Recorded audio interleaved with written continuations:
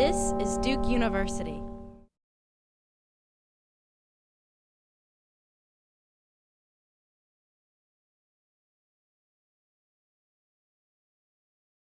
Good afternoon. It's my pleasure to welcome to you our final Distinguished Speaker Series of the year. We are fortunate to have with us today Mr. John McNabb, former chairman and CEO of Willbros Group. Mr. McNabb graduated from Duke University's College of Arts and Sciences in 1966 and served in the United States Air Force during the Vietnam conflict, having been awarded both the Air Medal with 3 oak leaf clusters and the Distinguished Flying Cross. Mr. McNabb returned to Duke to pursue his MBA, go Fuqua, and is an emeritus member of Fuqua's Board of Visitors, where he served from 1997 to 2004. A veteran of both the military and the business world, Mr. McNabb has served on 8 public boards and approximately 30 private company boards during his career. In the early 90s, he founded Growth Capital Partners, an investment banking firm that provided financial advisory services to both private and public middle market companies.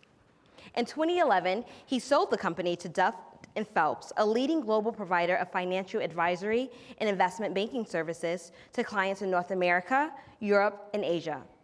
Most recently, Mr. McNabb served as executive chairman of Willbros Group, a best-in-class infrastructure, construction, and maintenance company for the energy industry.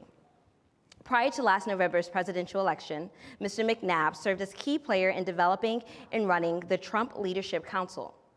In this role, he worked directly with business leaders across all industry sectors to help identify key problems and solutions to restore the American economy and to put Americans back to work. We are fortunate to have such a distinguished Duke alumnus and business leader with us today. So please join me in welcoming Mr. John McNabb back to Fuqua. Thanks. Wow. So John, welcome back, and it's great to have you here. I told you that the day after the election that people were surprised here, just as they were surprised in many places, and that I promised the students that we'd bring someone in to help explain why Trump won the election and what we can expect from Trump. And so we'll get into that. I will warn the audience that John likes to provoke people. He, not in a nasty way, he just likes to say stuff to get you to think. But he also very much believes in civil discourse, as I hope all of us do in this room. And so I look forward to an interesting conversation, interesting and open. But before we jump into the political questions, you've got a very interesting past that I think informs who you are today and how you've ended up where you are today. So let's start with born and raised in West Virginia. How does that background inform your worldview today?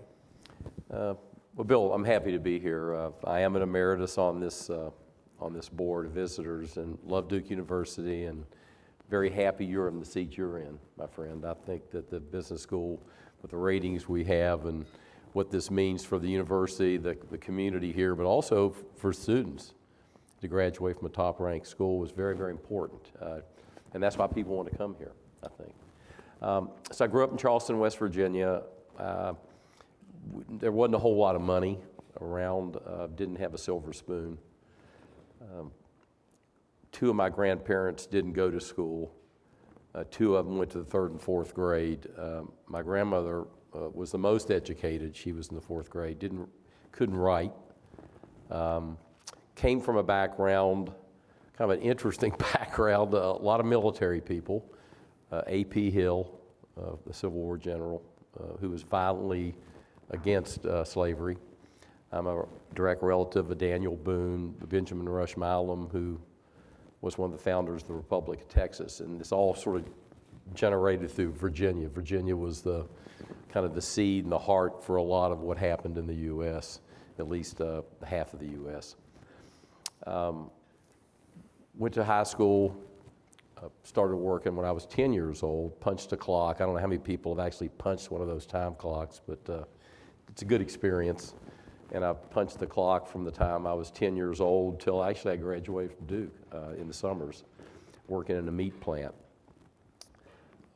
Played football in high school, was lucky enough to play in West Virginia, playing in the Ohio Valley, the Kanawha Valley, Western PA. So it was very competitive football. Never got hit as hard at Duke as I got hit in high school. So it was a good experience for me to come to Duke to play. Made All-American in high school, so had a chance to go to college, which my parents didn't. And nobody in my family tree on my side of the family had ever gone to college. So came here, main reason I came to Duke, it just looked like college. You know, Penn State didn't look like college, Kentucky, Tennessee. But for some reason, I think the chapel made it look like college. I hadn't really been on a college campus before, so it was very cool. And so I came here, and it was a wonderful experience. Met a lot of great friends. I have some in the room here. And graduated from Duke University, and thought about what was next. Worked for DuPont. I was an operations manager in a plant with Mr. Moore here. Ted Moore is one of my buddies at DuPont and my roommate in college. Got drafted by Uncle Sam. I had 2 combat tours in Vietnam flying. Interesting time for me. A lot of my cousin flew fighters in World War II, didn't finish the war. All my family were in the military. So I came back, got hired at Duke to play. I coached football for a couple years. Didn't have any money, never had any money at all. And came back and coached football. I think my starting salary was $6,500 per year, not per second. And so it was fun, interesting. I ended up getting an MBA here, worked for Terry Sanford, who was one of the neat things that's ever happened to me was working for Terry and traveling with him around the country. Finished my MBA, finance here, went in the oil business, and then just did things. Just had fun, made a little money, built some companies, sold some companies. I ended up running the Prudential's Energy Group, had about a $4 billion portfolio. Made more than half the money my last year in the merchant bank worldwide. My little group did. Blocked Pickens twice. Boone and I aren't really close friends at this point. And then decided to, in 1990, I just didn't want a boss anymore.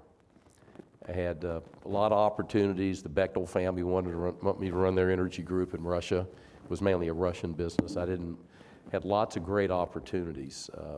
But I just didn't want to do that. I just really didn't want to work for people anymore. So in 1990, I just raised $1 million and went into business and did a bunch of stuff over the years, hired some great people, had a really good experience of hiring great young people of all different shapes and sizes and ethnicities. And then eventually ended up running Willbros. It was in trouble. It was a workout. I've done a lot of workouts. We had $300 million of debt with KKR. I ended up, when I left, we had negative debt. We had no debt at all. We had more cash than debt.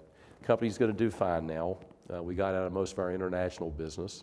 I was in Libya, the Middle East, Africa, West Africa as well as North Africa, and pretty much everywhere except Antarctica.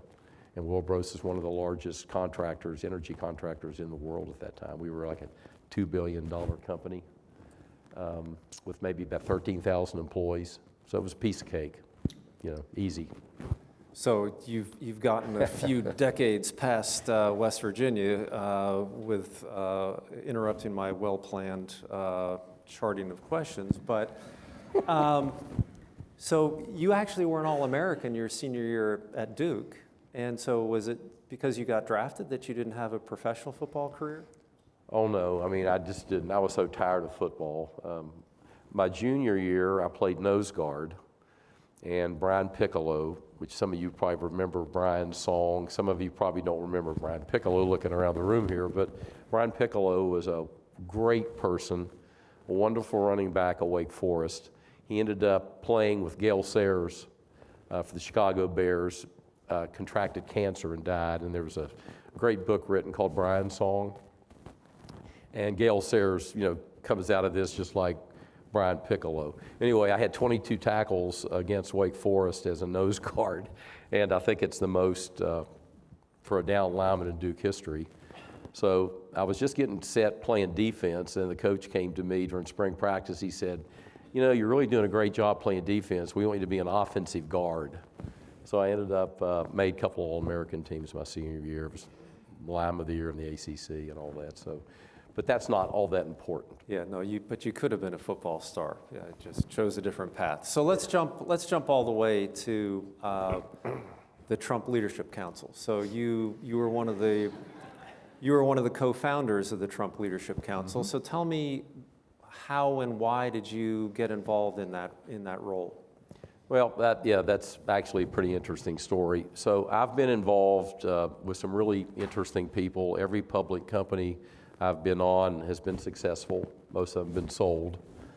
And I got to meet Harold Hamm. I didn't know who Harold was, and he didn't know who I was, but he was looking for a director of one of his public company, his only public company. And so they said, why don't you meet Harold Hamm? And I said, well, I don't know who he is. I don't know Harold Hamm. He said, well, he's just one of the richest people in the world. And I thought, well, that's probably why I don't know him, and because I didn't have any money.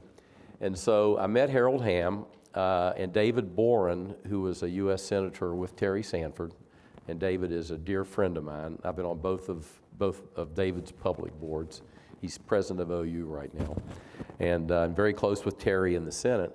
So we go on Harold Hamm's board. And I got to know Harold through that. And then he took that company private. I had to negotiate against Harold, got the price up. So it was a little touchy. And so I told him at closing, I said, I guess we'll never talk again, since I got the price up that he had to pay. But I enjoyed being with you. And he said, well, I may call you again. I said, well, don't call me if you don't want the answer, because the answer is yes. So he put me on the Continental Board, which I'm on today with him. We're very close friends. He's the 80th richest person in the world. And he's got a high school degree, graduated from high school. Wonderful man, great American, great patriot, great story. So Harold called me into his office. We were coming in for a board meeting, and he said, I need to talk to you. And I thought, well, I'm coming up for re-election. He probably just wants me off the board. I said, fine, So I didn't know what he wanted. So then he brings a couple PR people in, a couple government people in, and he said, I want you to get involved with Donald Trump. And Bill, I just said, well, I'm not doing that. He said, what do you mean you're not doing that? I said, I'm not going to do it. He said, why? And I said, well, I don't like some of the stuff he's saying. I don't understand the way he communicates, and I'm not doing it. And he looked at me like, what? So he said, well, who are you voting for? And I said, well, that's unfair. I'm not voting for Hillary. I'm just telling you the exact conversation, by the way. He said, well, you need to think about that overnight. So I did think about it for most of the night without sleeping. And I got to thinking, okay. So I come in to talk to Harold. I said, okay, I'll help you form the Trump Leadership Council. We'll put together a great group of men and women. I'll chair the meetings.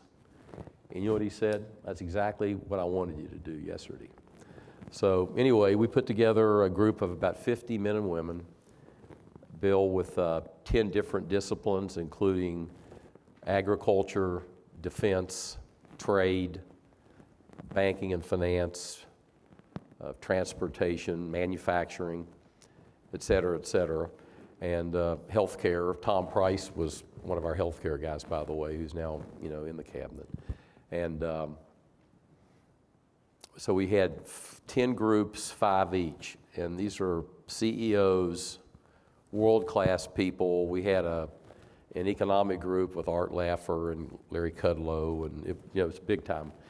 In fact, it was a very big time group of people, and Harold and I founded it and recruited all these people. And we met in Trump Tower, I'm trying to think, April of 2016. And it was posed as, it's totally confidential. I've already given some of that up, but it's still confidential, but some of these people are just bigger in life. And there's no money required. It's not a fundraising effort. What we're here to do is talk about the different disciplines in the country, what's going on. And we talked about immigration a lot.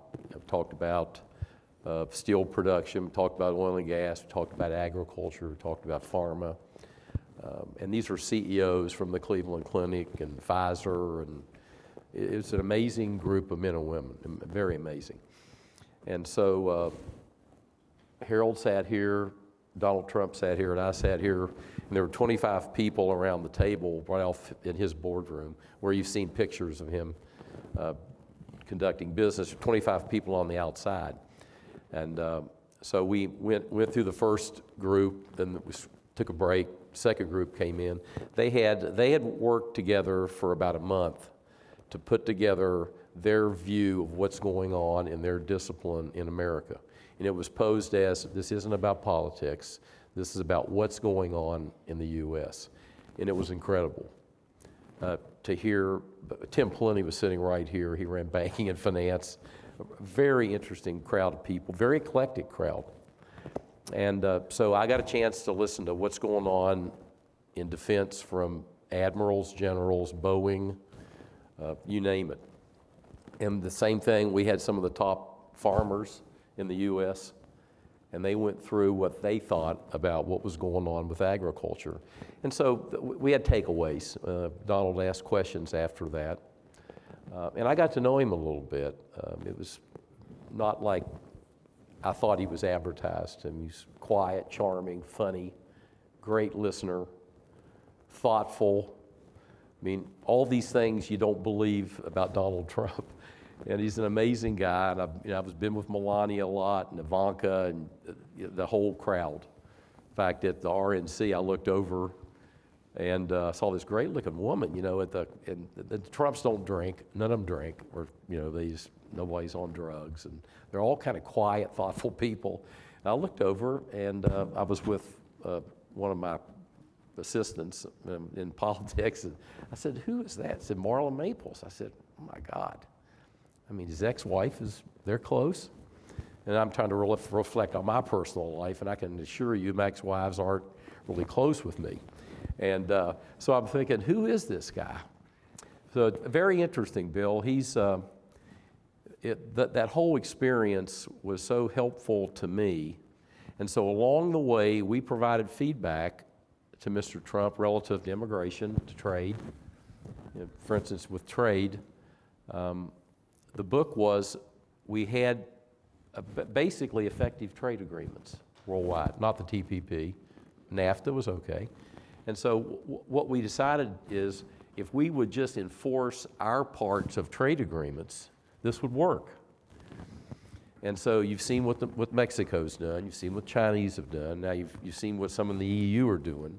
They're actually saying, well, let's continue the trade. We're still the biggest boy in town that way. And so trade agreements are going to get sort of enforced, which is helpful. Number one, immigration is totally necessary in this country. We have to have immigration, but we have to have immigration that works. We have to have immigration where people sign up. And so we have maybe 11 million approximate people in the country who, they're not undocumented. They're illegal. They're here. There are laws of the land here. So what he decided to do was figure out how we enforce the laws of the land, which one of the things that Mr. Trump's been faced with. He's had to face North Korea, which the can got kicked down for 20 years. He's had to face now Iran. The can got kicked down forever. So this guy comes into office, and he's got trade problems, he's got immigration problems, he's got judiciary problems. The judiciary, in part, has become politicized, and the rule of law doesn't work as well as it did at one time. And he's faced with basically an Obama economy. And so 8 years ago, Forbes rated the U.S. as the second best country to do business in. Right now, we're number 23. As far as companies with economic freedom, we should be at the very top of that. We rank number 16. So he's had to deal with high debt, problems with defense. Our national standing has actually deteriorated. So the guy's just faced with a lot of issues. So I guess he's still charming, and he's a good listener, but he's under, a constant attack from the media. And so this whole election was a shock. Yeah, Shock to the system. it was a shock, and we had an event where the day of the election, everyone raised their hand saying they thought Clinton would be elected, and we had one person who thought Trump would be elected. Why? I mean, there are two parts to this. One, I just want you to follow up on why do you think people are so critical of Trump? Why are we so divided? And the second thing is, why did he win? I mean, why did he shock the world by winning? Well, that seems pretty simple. I mean, this three-part question. Thank you for that. So what was going on, if you think about the students in the room here, and Obama was in power for 8 years, and Bush, George W., who was a neighbor of mine back in Texas years ago, was there for the last 4. So if you think about children who, 6 years old, now they're 18, and they've been through what's happened in the last 12 years or so. And so there is a left leaning in the education. I think globalism sort of started perking its head up. We don't necessarily need to be citizens of America. Let's just be citizens of the world. And that starts pervading. I mean, it's on this campus. I taught at the University of Houston. I was chairman of the board at the University of Houston. I was chairman of the business school at the University of Houston. And I've done a lot of speaking around the country. And so I see that proclivity for sort of left-leaning. And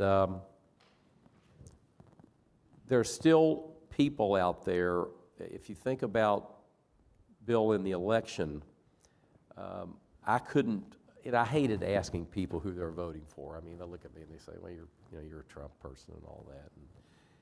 And I'm not necessarily a Trump person. I love this country. I'm American. And I want this country to work. I want it to work for everybody, not for a certain looking person or male or female. This country, it's a wonderful experiment that has worked over time. And I believe in civil discourse. I believe in civility. I believe in the public making the decisions at Washington, D.C. And so I think what happened, if you look at the Obama years, and I'm not like going to trash President Obama, but if you think what happened, say Trump takes over, it's the highest debt we've ever had. The military's in pretty bad shape. Our world view of things, people don't respect America anymore, and that hurts our neighbors and our allies. So I'm in the Middle East, and I'm traveling, and I meet Sheikh Nahyan in Abu Dhabi, and the Nahyan family runs Abu Dhabi with all the oil. Dubai didn't have any; they just have, Disneyland and fried chicken and all that, and it's all commerce. And they're worried. The Omanis are worried. The Dubaians are worried. The Abu Dhabi, all that they're worried. They're worried about Iran, and we're not. And they're worried that the U.S. isn't going to stand behind them. South Koreans. I have a partner in South Korea with SK, one of the largest companies in South Korea. They're worried about North Korea. So we sort of put ourselves in a really bad position during that time. So if you think about the Clinton campaign and the Trump campaign, so Clinton outspent Trump. I think if you read Shattered, you're seeing parts of Shattered. This came out of the Democratic side and some of her people. You'll read how the Clinton campaign worked and have a really good sense for how it worked. And if you think about that, she ran a bad campaign, and Trump outworked her. So let me give you some examples. Clinton spent $2.6, $2.7 million per electoral vote. Trump spent $860,000. So how did that happen? Well, Trump attacked the mainstream media, and he got lots of free publicity. And Hillary had to pay for her publicity. Hillary's plan was to focus on the inner city and the east and least coast. So right now, the Democrats totally control only 5 states in the country. And I have a map. There are 3,141 counties in the U.S. Hillary won 57. And even more graphic, I have a map that shows the precincts. The whole country is almost red. There are just very few precincts to allow her to win 57 counties. So, not my president. Well, I mean, if I look at all that, it looks like to me America voted. So what happened is I couldn't get any women that I know to I'm not going around banging on people, but, Darlene would ask people, who you voting for? Nobody said a thing. Oh, I don't know. I'm still thinking about this. Well, if you look at the majority, which is still Caucasian, and if you look at white women, well, they voted for Donald Trump 53% to 43%. If you look at rural white women, it was about 63%. Rural white men, 74%. But no signs out, nobody's talking at all. So I think what happened, what I think happened here is America has always been grassroots. We've always had, we all took civics back in the day. We knew who our representatives were in West Virginia or Pennsylvania or wherever. We always knew kind of the grassroots.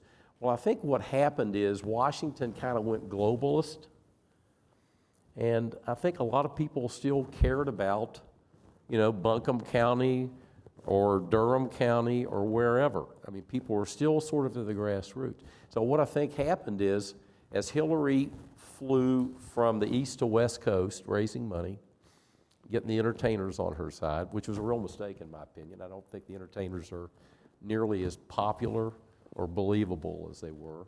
And then she had the mainstream media at her back, just a good tailwind.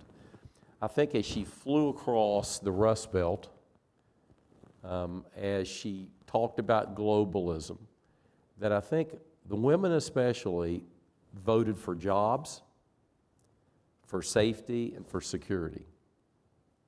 So the female vote was basically, we want to raise our kids, we want them to be safe, and I don't see anything coming out of Washington, D.C. that's thinking that way, that's helping us.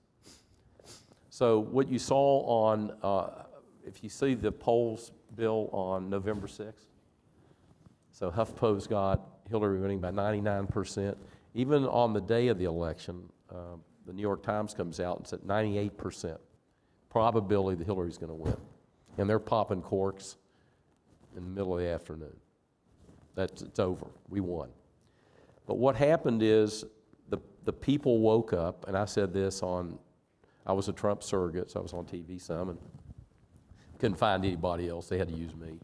And anyway, but what happened is America woke up, and they said, is this the America we want to have? Well, people are worried about what's happening in these sanctuary cities. Houston is a wonderful place. I've kind of made my career there, but it's not as safe as it was. And 75%, now that ICE is now trying to collar people up a little bit, 75% of the people ICE is picking up are convicted criminals that they'll let go. And so nobody should be happy with that. I don't care if you're a diehard liberal, diehard conservative.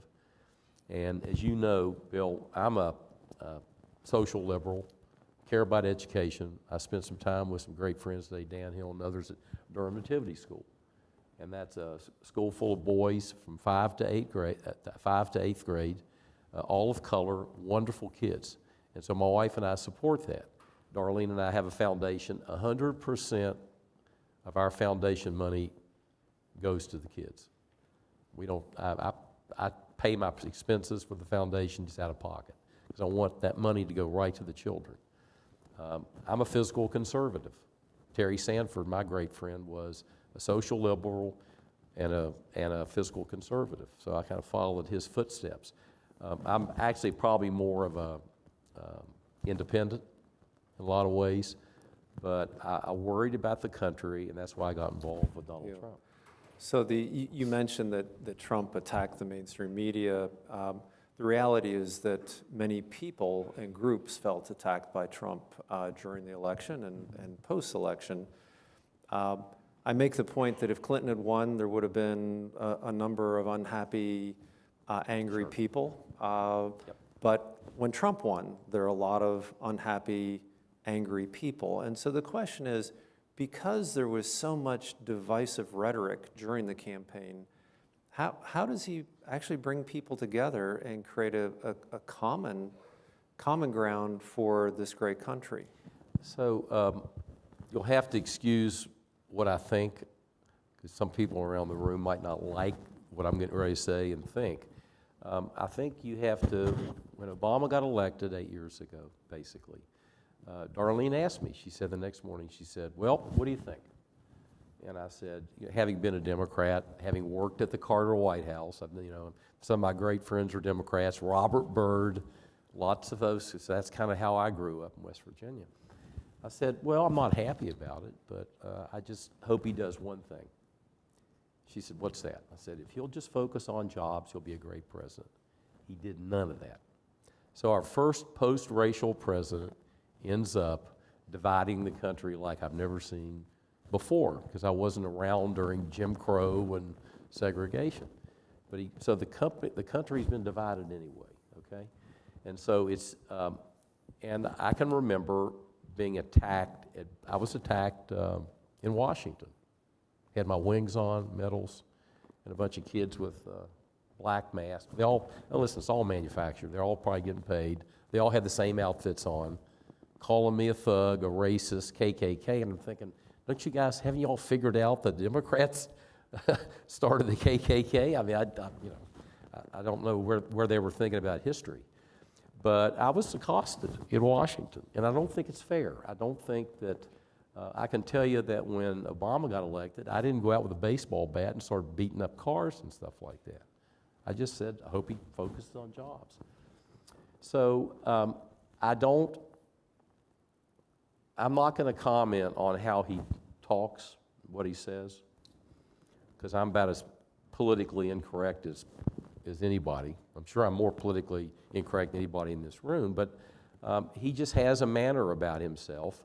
I got asked on West Virginia Talk Line with Hoppy Kercheval once. I was going up, we set up Mr. Trump to go to the Shale Conference in Pittsburgh, and I had Harold go, and I opened it up. So I went through Morgantown and talked with Hoppy, and he said, so let's talk about kind of how Trump gets kind of raspy. I said, Hoppy, that's why I didn't go to New York. I got offered jobs, had 4 or 5 job offers in New York, Goldman, Dillon Reed, Lehman, back in the day. I did work at Bankers Trust, but didn't want to go to New York. I said, that's just not kind of my style. I'm a kind of a laid-back, kind of guy, and I don't like that sort of way but I think that's just how he's always, that's how he communicates. And I think the media, this raspiness with the media, I really do think it's a two-way street here. I think he did it during the election to get free publicity, which he did because Hillary sure outspent him. But I also think that he's now in a place where I think he feels like he's under attack all the time from the media. But also, if you think about the Gateway Pundit and Drudge, 100% fed up, all that stuff that pops out, and Fox at one time, before it went the other way to mainstream.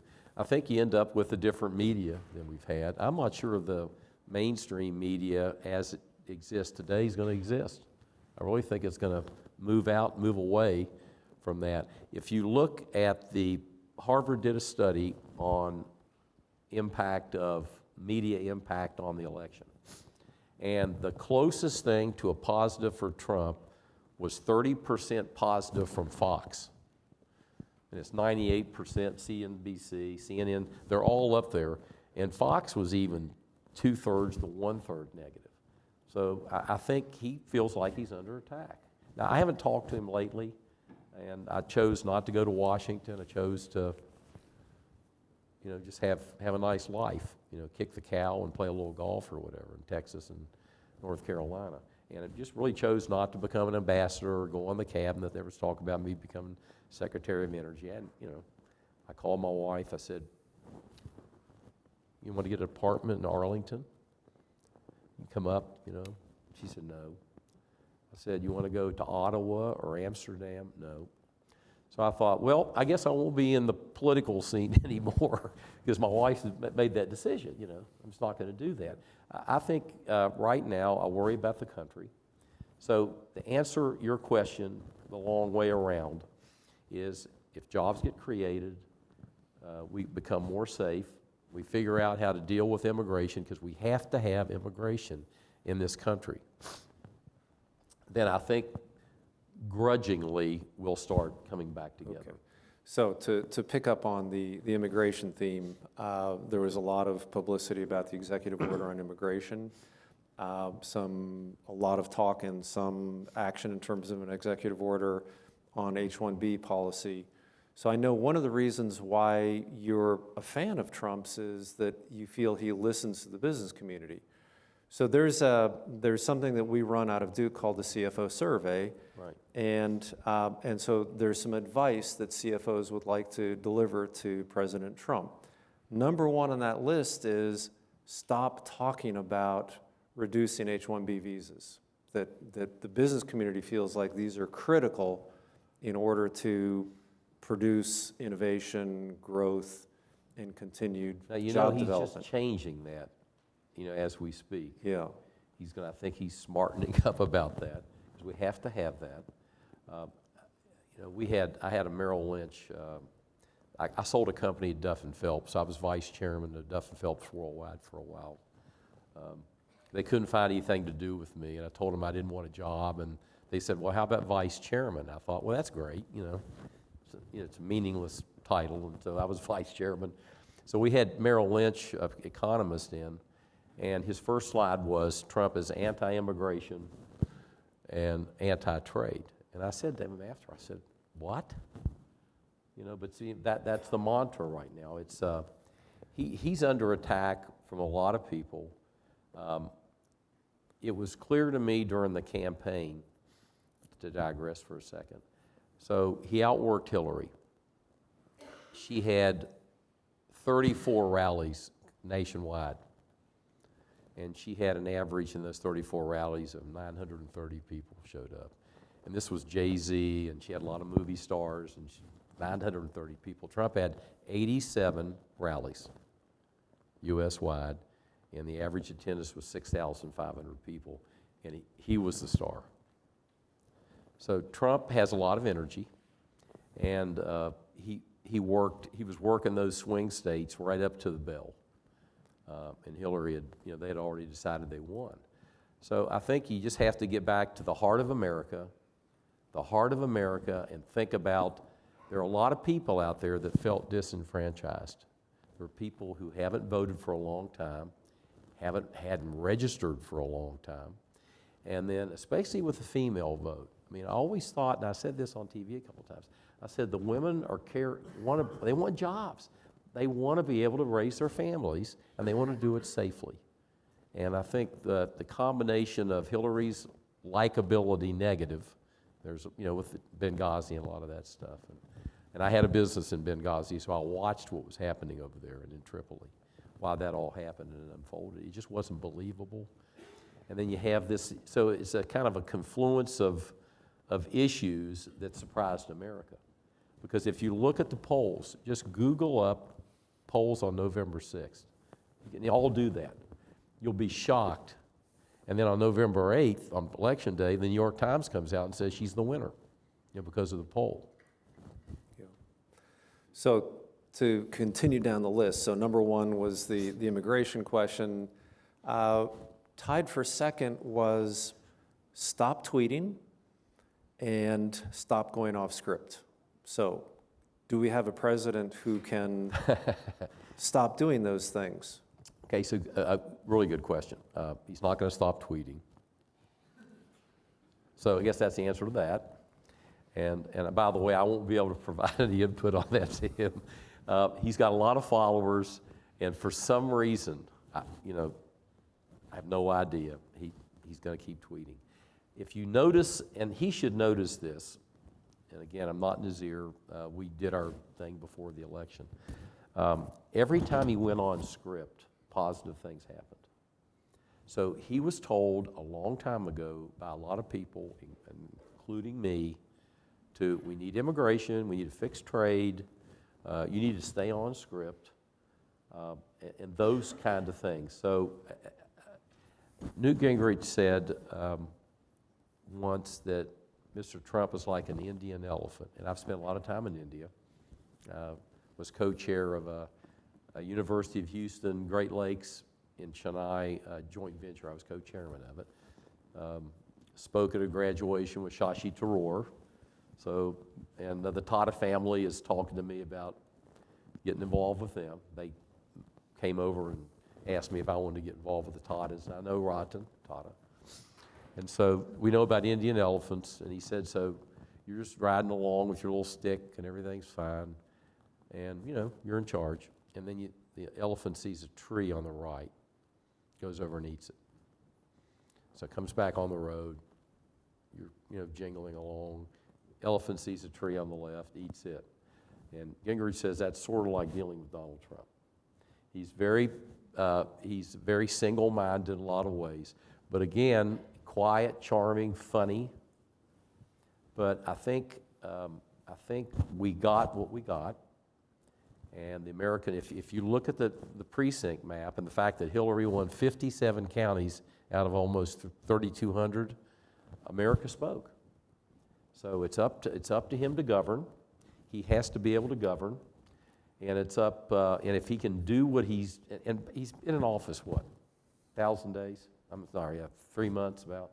He's only been in office 3 months. He's got a lot done. Gorsuch, it was really sad what Schumer did. Should have never done that, because now the next Supreme Court justice is going to be a piece of cake, and there will probably be one more in the next 3.5 years. But Gorsuch will be a wonderful, on the judiciary. I think what Sessions will do, Jeff Sessions is a really, really good, smart, caring American. He's not a racist and all that stuff they plan him with. Jeff Sessions will help turning the judiciary back into something that's not political. Yeah. So he's going to have to whittle that stuff down, Bill, but I think he can, and I hope he can. Listen, I hope he can for all of us. I mean, whether we're Democrats or Republicans or independents or indifferent. We need this country to be safe and strong. And so he has an opportunity to change what's happened in the last 8 or 9 years with the divisiveness. There's a lot of divisiveness in this country before Trump decided to go run for president. So this didn't happen just with him. Yeah. So on that point, I'm going to ask one more question and then turn it over to the audience. So the reality is that we are more politically divided than we've ever been. And so the question is, what do the people in this room do who are at the beginning of their careers to have an impact, a positive impact, on bringing us together with common purpose? So let's forget politics here. What I think about is leadership. And I'm totally blind as far as people are concerned. I just care about people. And I care about the country and paid little dues in Vietnam. So what you folks ought to be doing that are in the audience here, that are in school, you should be thinking about leadership and how you can make a difference, because that's what leaders do, don't they? Simply stated, they make a difference. And so does that sound trite, or does that sound like an easy cop-out answer? It's the real answer. So if you take care of yourself and your family and take care of your country, your business, your country, whatever God you pray to, if you take care of those things, then this country will be back where it should be. And I know that sounds like ice cream and lollipops and all that. That's the answer. It really is the answer. And so once I decided I didn't want a boss in 1990, by the way, it was wonderful, but it was real stressful. So I'm an entrepreneur. I'm not a high-tech guy. I've done a little high-tech, but built a bunch of companies, hired a lot of people, and did it in a nice, ethical, moralistic way. I'm not going to say Christian, but just moralistic. that each of you can make a difference in this country by just being a leader and actually being a role model for your peers, even your mentors, and your children. So I really think that's how we rebuild the country. And so this isn't Donald Trump's country or Hillary Clinton's country, and it's not Washington, D.C.'s country. I mean, this country, and the reason Trump won was the people spoke. I think the people had just had enough, because I will tell you, Hillary Clinton, the Democrats should have won this election. Now, Hillary Clinton couldn't have won the election, neither Bernie Sanders. It just didn't make any sense. Bernie would have never won, because somebody's got to pay for what he wanted to do. But he got that populist on the left, he got that populist thing moving, which I think some of those folks ended up voting for Trump, because he was the populist. So the Democrats should have won this election. They didn't. They had a bad candidate, and she didn't have a very good performance. He just outworked her and didn't have a platform. All she talked about was Trump's bad guy and I'm a good gal, and she didn't talk about jobs. I went on Squawk Box in New York, and Hillary was talking about creating solar panels, and doing the green energy. And I said, that's great. I said, the problem is, the government can't create jobs. So what I told the guys and gals on Squawk Box was, the Russian government can do that a bit, centralized planning. The Chinese certainly do it with centralized planning. But in this country, the only government jobs that get created is more bureaucracy in our state capitals and in Washington, D.C. So she lost because she just didn't have a good campaign, and unfortunate. And I think we'll all see that. So it's up to every one of us to figure out, do we want to get on board? And I'm not saying get on board with Trump, get on board with America. And get involved in the political process, grow your companies, become leaders. And I think there's a leadership void in this country, especially in Washington, D.C. And you don't have to become listen, I am not a politician. And I've been asked a number of times over the years if I wanted to get into politics. I'm thinking, what? Are you kidding me? I don't want to be a politician. I just want to go create jobs and build companies. And that's hopefully that's why the students are here in this business school. It's a great business school. So. Okay. All right. Questions from the audience? Great. So I guess you mentioned 57 counties out of 200 and change a couple of times. How do you reconcile that with the popular vote loss? And secondly, it's good. You're an energy guy. How do you feel about his energy policy, especially with regard to bringing back coal and others? Well, I helped formulate the energy policy, so I'll have to tell you I like that. But let me go back to the first one. So we have an electoral college for a reason, and it's been the law of the land forever. So it's a good question. I'm glad you asked it. So if you take Hillary wins by about 3 million votes, 3 or 4 million votes. So if you say, well, let's just decide that New York and California don't run the country. And if you exclude those votes, Trump wins by about 4 million votes. So those 57 counties, they're very concentrated. And except for Chicago, Illinois, but just Chicago, and then Colorado, New Mexico, there aren't many people, but a lot of those counties voted for Hillary. It was New England, just down to New York State, Portland, Oregon, and Washington, and California. So that's why we have an electoral college. So one of the justices came out and said, well, let's get rid of the electoral college. Well, I don't really think I want New York and California to rule the U.S. But it's a good question, because if you just take those 2 states out, then all of a sudden he wins by the same margin. So the question's irrelevant because we have an electoral college. So what Trump did, Trump focused on the swing states. He busted his rear end in the swing states.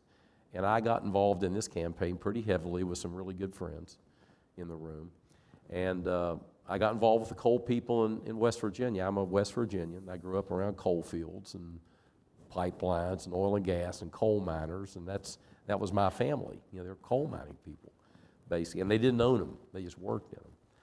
And so the energy policy, I would like to put people back to work The coal, the percentage of coal that we're gonna, and we'd like to export more coal because they're still burning it like crazy in India and all over, if you think about it, especially in China.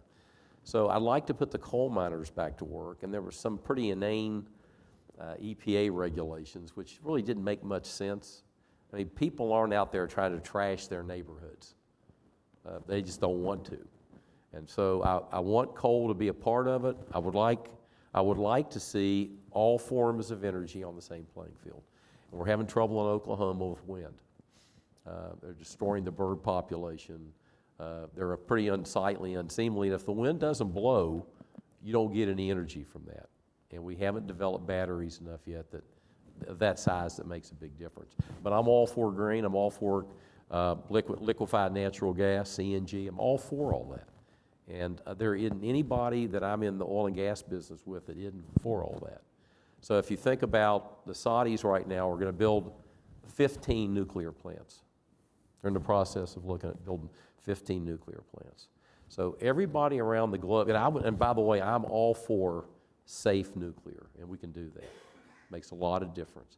So I'm not this raging oil and gas baron, that wants to trash the planet and all that. So you didn't ask that question, but anyway, those are the two answers. So you mentioned globalism a few times, and when I think about the alternative to globalism, to me that's nationalism. And the only thing I can really think of that brought us was World War II and a series of other conflicts. So I'm curious, what do you think the benefits of nationalism are then? So I'm not a big, it's a good question. So I really don't want what the Russians think to affect me. Now, you have to, because we're intertwined economically and to some degree politically. So I want to know what's going on in my county. So I'm not a big nationalist either. The reason he won is people said, we kind of want to govern ourselves to a degree that they used to do and they don't do anymore. So how many people took civics in high school? Okay, so how much focus was on your local governments? Okay, that's the answer. So the answer is people want to focus where they live. And I'm not a nationalist, but I'm more of a nationalist than a globalist. And the TPP is never going to work, and it's not going to work. I think they'll fix NAFTA. That's good. Canada and Mexico are great partners of ours. And despite all the rhetoric, they're great partners. The Canadians, actually the Canadians do a poor job, and I had a big business in Canada in the oil sands, had about a $500 million business in northeast Alberta. Unionized, great people, good friends of mine, but they don't cooperate policing-wise like the Mexicans do. So the Mexican government actually does a much better job of being a partner of ours along that border. So I hope that answers the question, but I don't see us going into nationalism where we decide to start pulling triggers on things. The problem Trump had coming in here was North Korea, the can got kicked on North Korea for 15 years, including Obama. Let them just do what they want. And those folks can get to us through a submarine. I mean, it's a dangerous place. They don't listen to anybody, and they listen to each other. And if you get in the same room or you start talking to yourself for hours a day, you'll start believing it. Not you, but a person can do that. And so North Korea is a problem. It's a problem for South Korea. It's a problem for Japan. They're our trading partners and great friends. Problem for the Filipinos. And the same thing with Iran. If North Korean Iranians probably are the two big proponents and funders of international terrorism. And that all got kicked down the road. Now Trump's got to deal with it. And I'm sure he would be happy not to have to deal with that. And he's dealing with immigration for the first time. I wonder if George Bush, my buddy, what are you doing, George? I mean, people are just flowing in here. Let's at least get people signed up. Let them be on the same page. Let them be on an equal basis. And living in Texas, I'm very aware of what goes on in Texas. Some of my really good friends down there are people that have lived here a long time and aren't citizens. So I'm all for closing the border and getting real with signing people up. That's all. It's pretty simple, you know. Okay, back in the back, ma'am.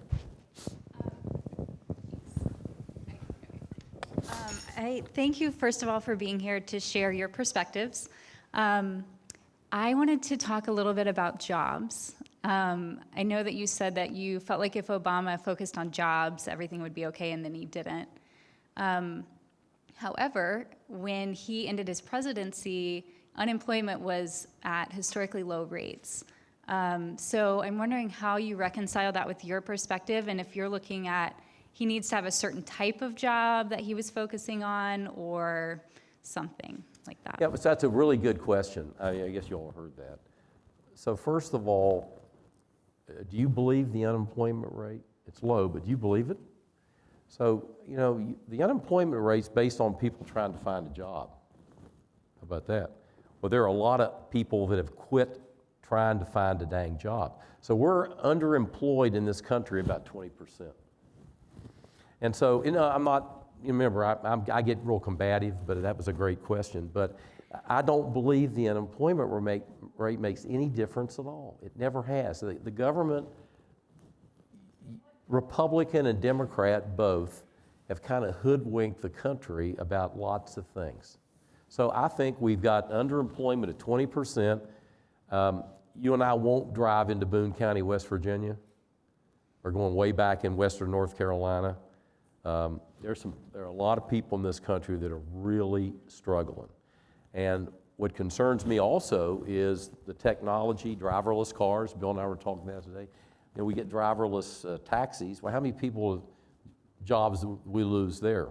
So I think what we have to do in the country, and this is Republican and Democrat, and I've been on both sides of this, we need to get together and figure out how we create jobs in the country. But I can assure you one thing, this economy was so strong that even Obama really couldn't foul it up. Now, if you want to talk about Obama's economy, he's the first president in the history of the United States, and that they started keeping records in 1789.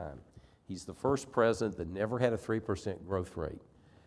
Now, we had that Great Recession, so he should have been smoking that thing with his job creation. The economy should have just completely sprung back. He is the worst economic president since World War II and the fourth worst economic president in the history of the United States.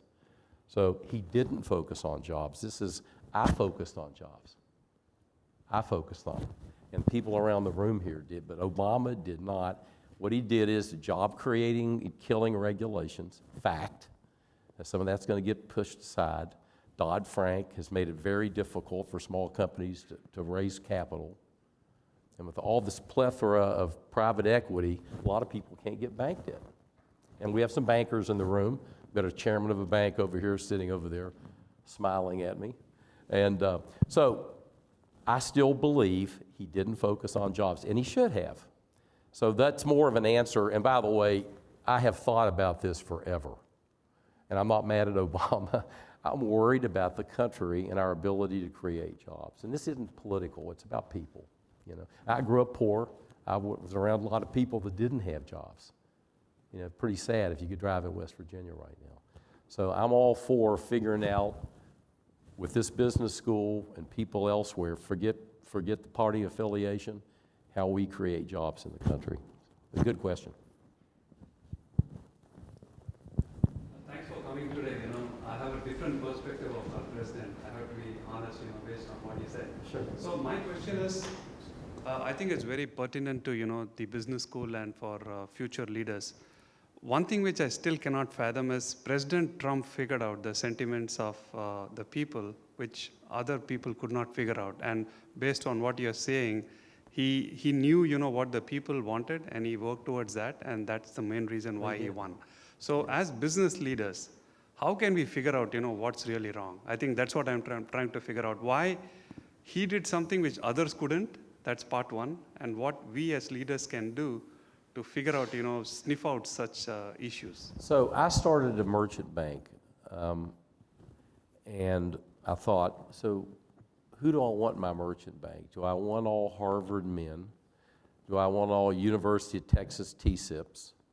Do I want all Dukies? And so my CFO, black CFO, female, worked at Arthur Andersen. She's my CFO. I went and found a really young woman that was graduating with 4.0 average at Texas A&M. She's from Indonesia. Family was very wealthy. And I hired her as my first analyst. I hired a guy from Caucasian guy who's Portuguese background, part black. And he became one of my deal guys. Brought a gal in from Shanghai that just finished at U of H. So what I decided to do with my company is I wanted all kinds of different looking people because I thought, and this is exactly what I did, by the way. You know, I just didn't hire about 25 Harvard people or somebody that looks like me or something. So I hired all kinds of different people to get a really kind of cool culture, which we did. And we became one of the top regional merchant banks in the U.S. from nothing. So what you can do, don't do that, but do something that's smart. Try to figure out how to create an entity that makes people better. Makes people better. And it doesn't mean you have to be in the high-tech business, logistics, oil and gas, retail, but figure out how to, I'm a competitive dude. So if I'm going to go compete, I want to win. So if I want to get in the convenience store business, I want to figure out how to do that. I don't want to do that right now, by the way, okay? But there was a great time to be in that business. So there was a great time to be in the trucking business, and it's cyclical with oil prices. So what I think you ought to do is I care more about my people, the people I work with. I never felt like I was, like I said, I quit working for people a long time ago. So I work with my employees. I work for them. And that may sound corny, but that's exactly what I've done with a lot of different companies. And Harold's company is, Harold's started work when he was 4 years old in a house that didn't have electricity or running water. So he grew up without electricity or running water. And now he's the 80th richest guy in the world, person in the world. And you know what? He is so good to his employees. We have a great culture at Continental. And when we recalibrated our culture, maybe 5 years ago, he asked me to lead it off. We had about 150 people from all around. And we talked about culture. So I think as leaders and business people, you want to focus on your culture. Because a lack of a culture is a culture. And great cultures win, and cancerous cultures fail. And your culture has to fit what you're doing and your people. You can't run a single wing offense today. You can't throw the ball if you don't have a quarterback. I mean, all these kind of cliches. So you got to figure out what works for what you're doing. But that's what you guys and gals ought to be thinking about. I mean, in some ways, I don't care about politics. I'm not a politician. I'm just worried about the country. I thought he gave us a better chance of maybe saving America. And he's got to figure out how to do that. And people will come around, I think, Bill. I think they will come around if he performs. Okay. Thank you, John. Great. Thank you so much, Mr. McNabb. On the behalf of the students here at Fuqua and the Fuqua community, we appreciate you joining us for our final Distinguished Speaker Series. Thank you so much.